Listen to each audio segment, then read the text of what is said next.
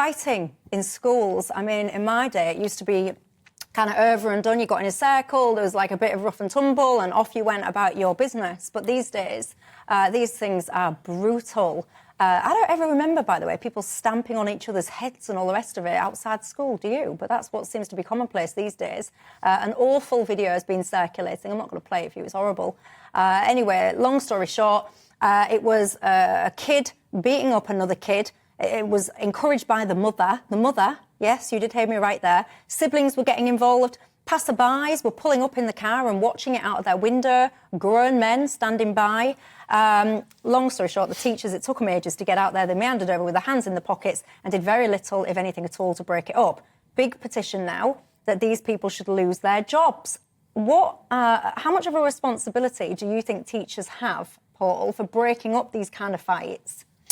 Well, they have a major responsibility, and I have to say, look, each case will turn on its own facts, and I guess we don't necessarily know all of the detail about this particular case other than the video that we've seen, and we can, of course, draw some conclusions from that. But I do fear, actually, that we have become something of a walk-on-by society. Look, you know, we've all seen fights in the school playground or outside school. I know I certainly saw those in my time.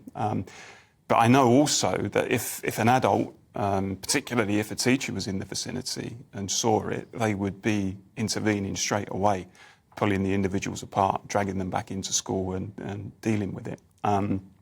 So I think any suggestion that teachers don't get involved or shouldn't get involved or you know, as in this case apparently just stood back, I think is really worrying. I just wonder actually if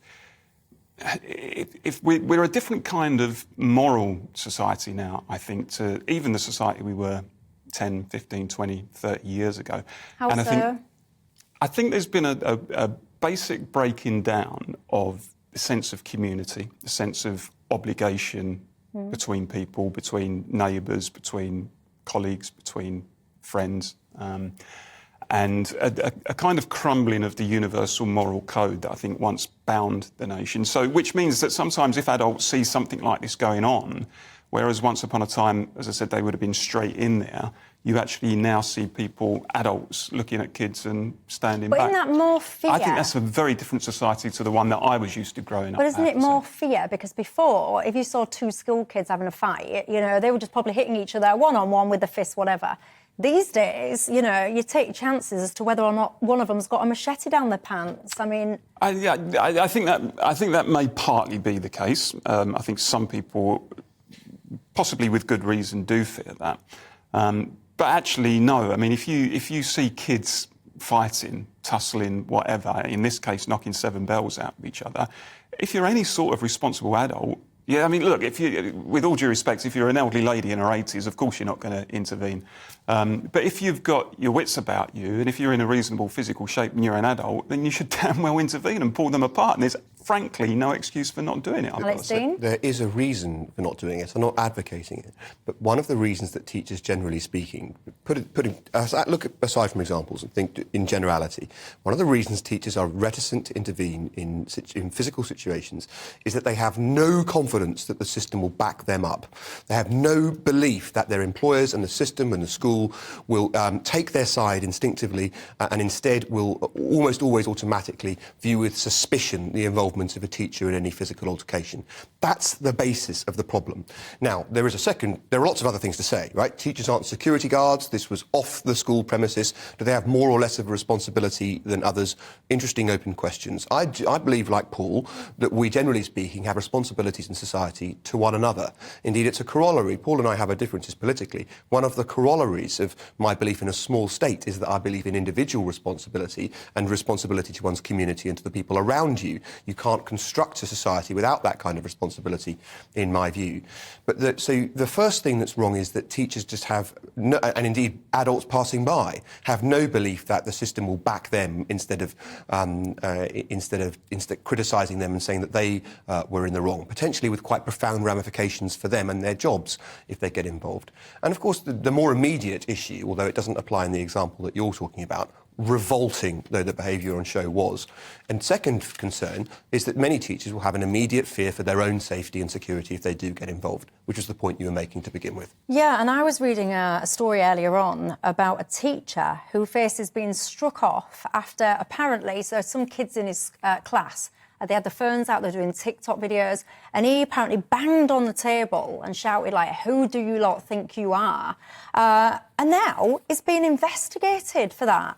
Apparently that is not acceptable levels of aggression. One of my viewers has been in touch, called Simon, and he says, "School teacher friend of mine stepped in to stop two kids fighting, and he was suspended due to the fact that he put a hand on one of the lads. He was so dismayed that he resigned his position." I mean, that for me, it sounds wrong. There you are. But, you know, we've said, interestingly enough, we've said something before on the show, which we now see specifically in this example.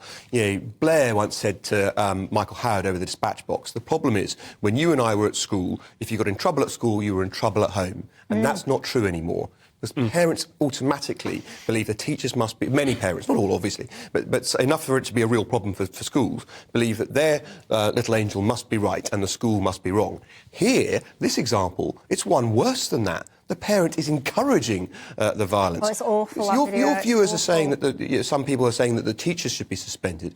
What's wrong with a parent that encourages their child to beat up another girl? I think it's certainly true that teachers have, by and large, been stripped of a lot of their authority and their autonomy in terms of dealing with disciplinary issues in school.